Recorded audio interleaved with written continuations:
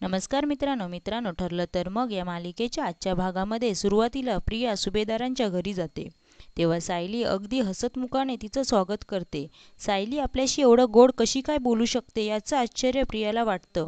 पाठून प्रतिमा सुद्धा येते। तिला पाहून सायलीला फार बरं वाटतं। थोड्याच वेळात कल्पना येते। तन्वीला पुन्हा एकदा घरी आलेले पाहून ती खुश झालेली असते।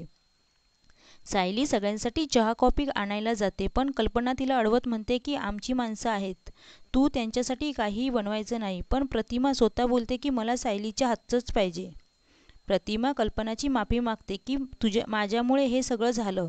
तेव्हा कल्पना म्हणते की तू जरी काही बोलली नसतीस तरी माझ्या मुलाने त्याला जे हवं तेच केलं असतं, आणि ही मुलगी तिला नाही सांगितली असतं, तिथे शिरली नाही तर एवढं सगळं काहीच झालं नसतं।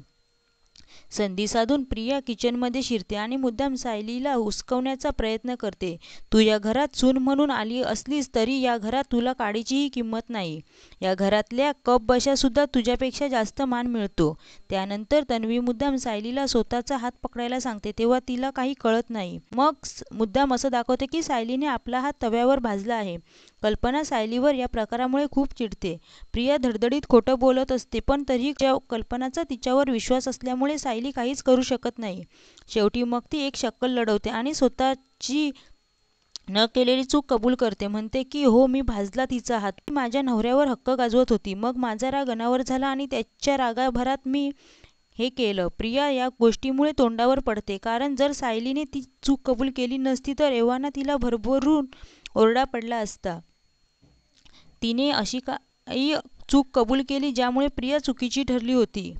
त्यानंतर मुद्दाम सायली कल्पनाला म्हणते की मला माझ्या चुकीचं प्रायश्चित्त घ्यायचं आहे। मी प्रियाला अगदी मानाने घराबाहेर सोडते, मला तिच्याशी बोलून थोडं मोकळं वाटेल। त्यानंतर कल्पनासमोर सायली प्रियाला अगदी प्रेमाने घेऊन जाते, पण जशी ती दाराबाहेर पडते तसं लगेचच प्रियाच्या पायात पाय अडकवून तिला तोंडावर पाडते।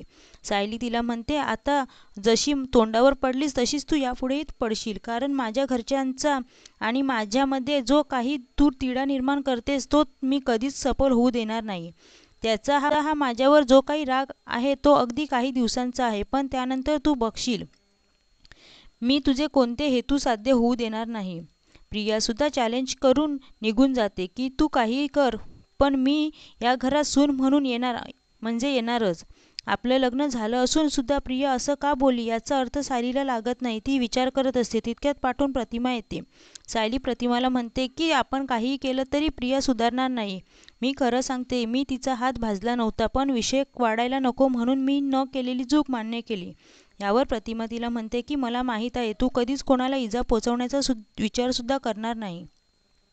एवढं होऊन सुद्धा प्रतिमाचा आपल्यावर विश्वास आहे हे समजताच सायलीला अगदी भरून येतं आणि ती तिला मिठी मारून रडते। दुसरीकडे जोशी वकील अर्जुनच्या जाळ्यात पुरते अडकलेले असतात।